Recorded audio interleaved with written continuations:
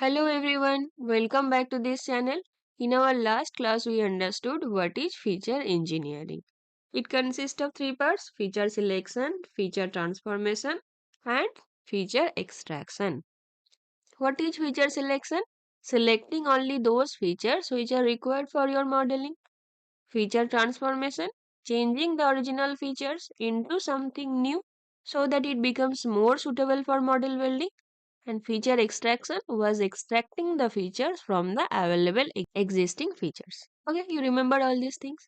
Now in this session we are going to learn the different techniques of feature transformation. How you can change the original features into something new. Okay, first one is scaling. Why scaling is required? Suppose in your data set, some values are extremely large, some values are extremely small. So what happens? Larger values have more impact in comparison with the smaller values, but maybe all of them are equal. So there is a bias in your model. So in that scenario, simply you have to bring them into a range. You have to scale your data. Okay.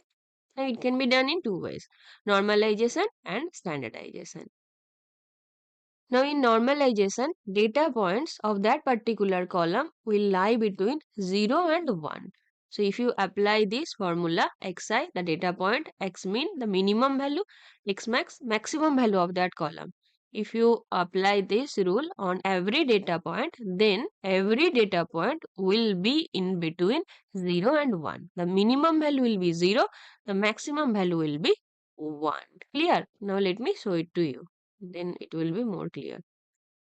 This is a single column data set. Just see, only one column, and on that column I will apply normalization. Okay, so that every point gets scaled. Okay, now see here, min-max scalar is a class which is already in sklearn library. Now I have to create an object of this min-max scalar. Scalar equal to min-max scalar. Okay, now let me run this. Fine. Now I want a new column.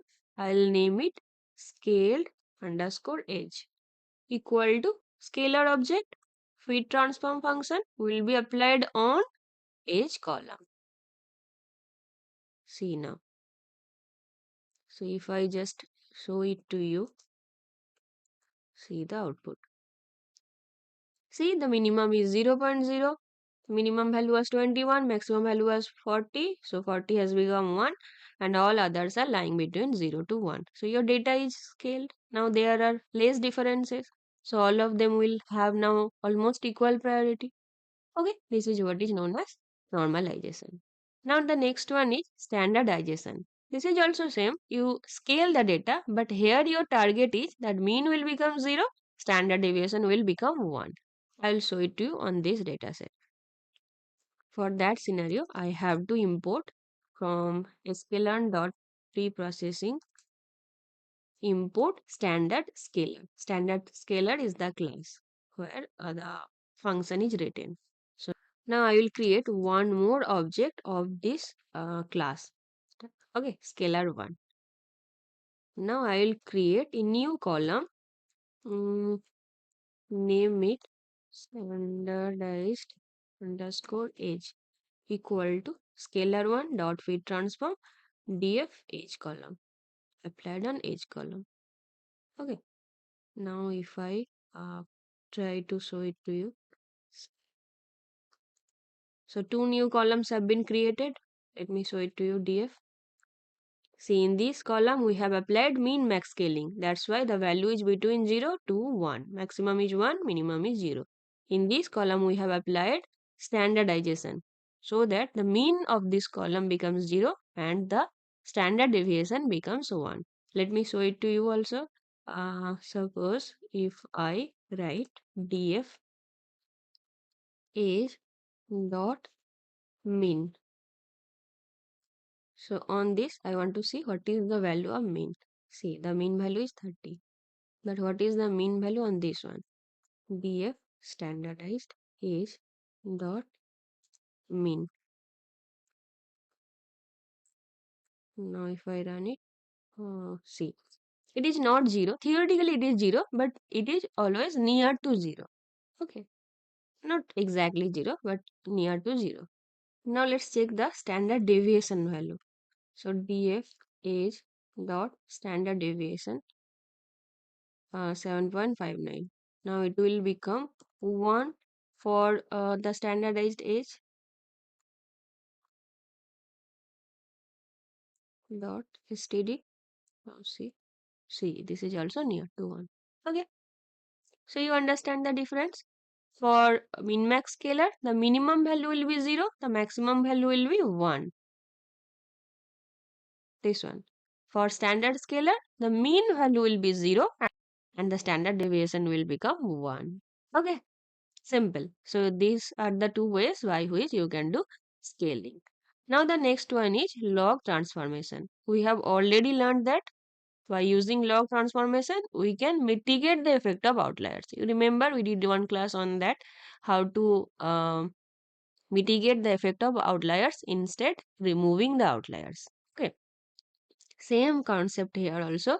If your data set is skewed, then you can apply log transformation, then it will become almost normal.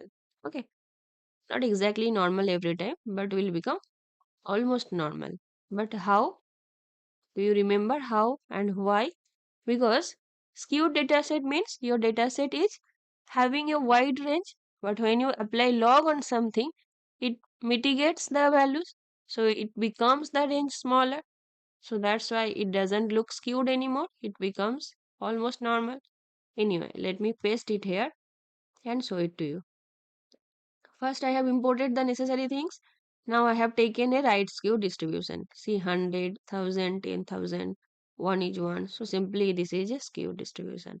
Now plot dot figure, just give the figure size. And here I have done KDE plot using C1 library. And this one is just decorated. And now there is the formula. So np dot log data. Okay, that means on this data set, um, on this data, you have applied the log. Okay. Next, again, I have created a KDE plot. Just let me show it to you. See, this one is the skewed distribution. Can you see? Right skew distribution, right tail is longer. But after you have applied the logarithms, again you have plotted KDE plot. Here you can see that it is almost normal. Normal distribution, you know, mean and median values are almost equal. It looks like a bell-shaped curve. Distribution is equal. Okay. So this one is skewed distribution. This one is normal distribution, almost normal distribution after you have applied logarithms. Okay, so we have understood standardization, normalization, and log transformation. Okay, so in our next class, we'll understand box-Cox transformation. Okay, so meet in our next class. Till then, bye. Happy learning.